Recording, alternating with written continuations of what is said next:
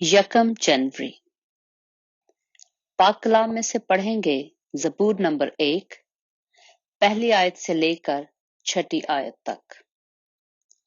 مبارک ہے وہ آدمی جو شریروں کی صلاح پر نہیں چلتا اور خطا کاروں کی راہ میں کھڑا نہیں ہوتا اور ٹھٹھا بازوں کی مجلس میں نہیں بیٹھتا، بلکہ خداوند کی شریعت میں اس کی خوشنودی ہے اور اسی کی شریعت پر دن رات اس کا دھیان رہتا ہے۔ وہ اس درخت کی مانند ہوگا جو پانی کی ندیوں کے پاس لگایا گیا ہے، جو اپنے وقت پر پھلتا ہے اور جس کا پتا بھی نہیں مرجھاتا۔ سو جو کچھ وہ کرے بار ہوگا۔ شریر ایسے نہیں، بلکہ وہ بھوسے کی مانند ہیں جسے ہوا اڑا لے جاتی ہے۔